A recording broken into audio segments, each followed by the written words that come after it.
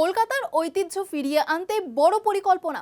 কলকাতার রাস্তায় চালু হতে পারে দ্রুতগামী আধুনিক ট্রাম, জানালেন পরিবহন মন্ত্রী অর্জুন সিং। পাশাপাশি বাড়ানো হচ্ছে সরকারি বাস পরিষেবা। যানজট কমাতে এই পরিবহন ব্যবস্থাকে আরও উন্নত করতেই এই উদ্যোগ রাজ্য সরকারের। কলকাতা সহ রাজ্যের ঐতিহ্যের সঙ্গেও ওতপ্রোতভাবে জড়িয়ে রয়েছে ট্রাম। এবার সেই ঐতিহ্য ধরে রাখতেই বড় চিন্তা ভাবনা করছে রাজ্য সরকার। সম্প্রতি রাজ্যের পরিবহন মন্ত্রী অর্জুন সিং জানান, আধুনিক প্রযুক্তিকে কাজে লাগিয়ে কলকাতার রাস্তায় দ্রুতগামী মডার্ন ট্রাম চালানোর কথা ভাবা হচ্ছে। আধুনিক টেকনোলজিকে কাজে লাগিয়ে শহরের বুকে দ্রুতগামী ট্রাম চালানোর বিষয়ে চিন্তা ভাবনা চলছে। এই ট্রাম চললে শহরে যানজটের কোনো অসুবিধা থাকবে না।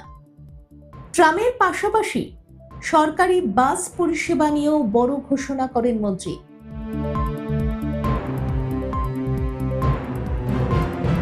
তিনি বলেন, কেবলমাত্র ঘোষপাড়া রোড নয়, কল্যাণী এক্সপ্রেসওয়ের সোদপুর মুরাগাছা টু কল্যাণী এইমস অবধি সরকারি বাস পরিষেবা চালু হবে।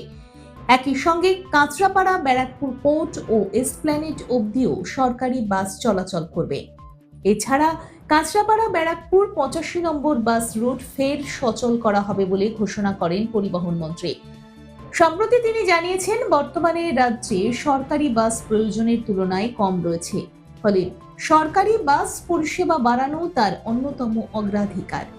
এবার কলকাতার ঐতিহ্যের ট্রাম নিয়েও বড় পরিকল্পনার কথা জানালেন রাজ্যের পরিবহন মন্ত্রী। দেখুন এই সময়ের তথ্য ও চিত্র প্রতিদিন রাত 9টায় ও সকাল 8টায় শুধুমাত্র চ্যানেল 1-এ।